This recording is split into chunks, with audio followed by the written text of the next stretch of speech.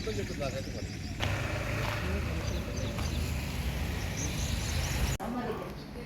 మరి అక్కడ ఏం జరిగింది తెలియదు సార్. మేడం మళ్ళీ రావాలని కాల్ చేసినప్పుడు అది ఇన్సిడెంట్ జరిగిందని వాళ్ళ పిల్లలు మనకి ఇన్ఫార్మ్ చేశారు. హైదరాబాద్లోనే జరిగింది. మదర్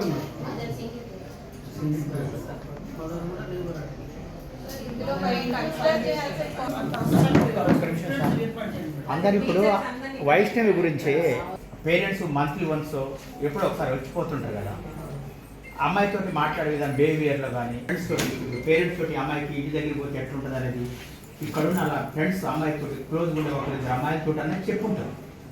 అవి టీచర్స్కు ఐడియా వచ్చి ఉంటాయి. ఏదో సందర్భంలో నాకు ఇంటికి పోతే మా అమ్మ స్టెప్ మదర్ కాబట్టి ఇట్లా ఉంటుంది, అట్లా ఉంటుంది, మా డాడీ ఇట్లా ఉంటుంది అని అవి ఎవరు ఏం చెప్పట్లేదు. ఎంతసేపు ఉన్నా మా స్కూల్లో ఏం లేదు ప్రాబ్లం అని చెప్తున్నారు తప్ప ఆమెకు ఆ పాప ఇక్కడ చదువుతుంది కానీ వాళ్ళ కొంత ఈ తోటి స్టూడెంట్స్ ద్వారా ఎవరు ఏం మేడాలి ఎవరు మాట్లాడట్లేదు.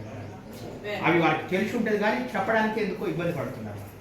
అటువంటి సిచ్యువేషన్ ఉంటే ఉందో లేదో తెలియదు నాకు.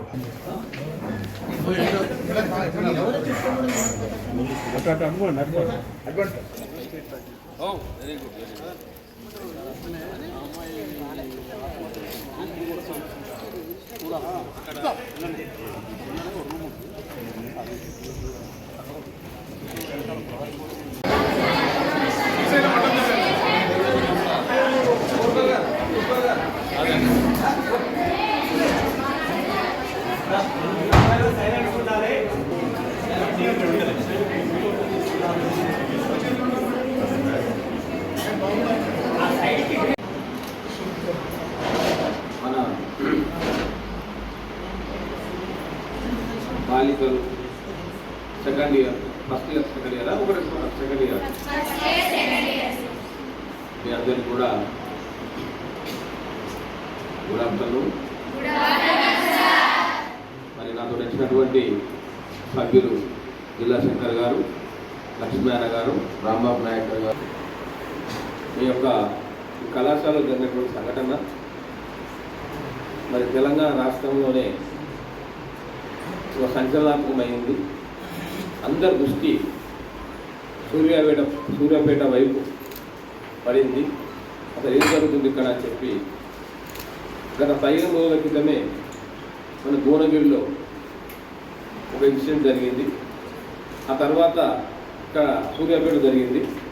మరి ఉమ్మడి నల్గొండ జిల్లాలోనే ఇక్కడ జరగడము మరి సభ్య సమాజాన్ని చాలా బాధించిన సంఘటనగా తెలంగాణ ప్రజలు మొత్తం భావిస్తూ ఉన్నారు.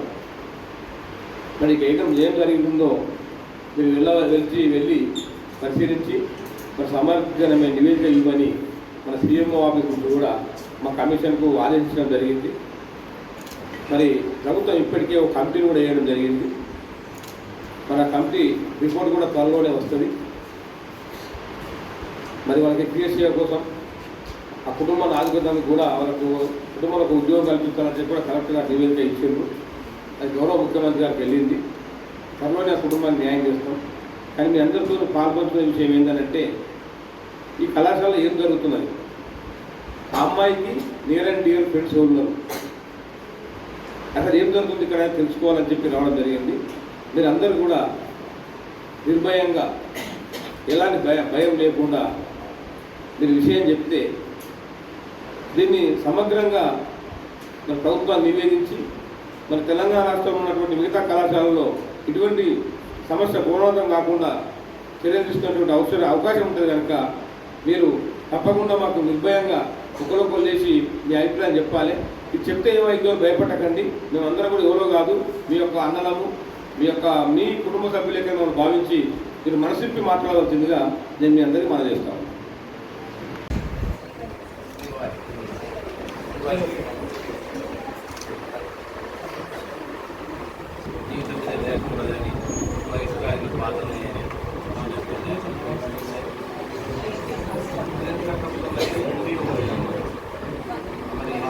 మోమాటం లేకుండా చెప్పండి. సారాడుతున్నారు మీరు 4-5 సార్ టీచర్స్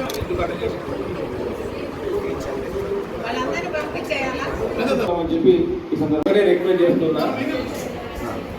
మీరందరూ బాగా కష్టపడి చదువుకోవాలి. మీకు ఏమైనా ఇబ్బందులు ఉంటే ఇక్కడ ఉన్నటువంటి మా అడిషనల్ కలెక్టర్ గారికి కానీ మీ ప్రిన్సిపాల్ గారికి కానీ ఇంకేమైనా ఇబ్బంది ఉంటే ఎవరికైనా చెప్పి సమస్య పరిష్కరించుకోవాలి. కానీ మనిషి సాగు ఆత్మహత్య అనే సమస్య పరిష్కారం కాదు.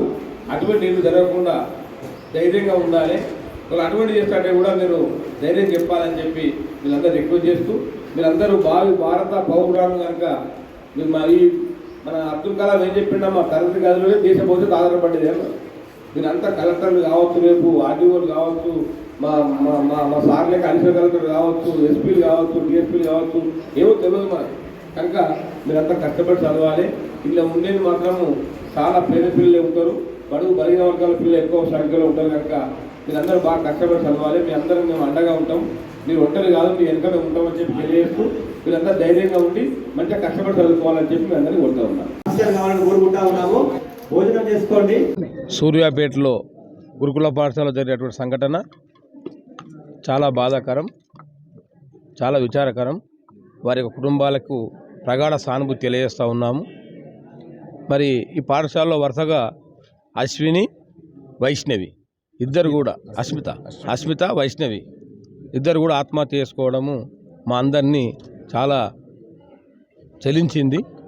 అందుకే ఎస్సీ ఎస్టీ కమిషన్ సభ్యులము, చైర్మన్ అందరం కూడా ఈరోజు సూర్యాపేట మన గురుకుల పాఠశాల సందర్శించడం జరిగింది. మరి అన్ని విషయాలు సమగ్రంగా నివేదిక ఇవ్వాలని చెప్పి మాకు సీఎంఓ నుంచి ఆదేశాలు వచ్చినాయి.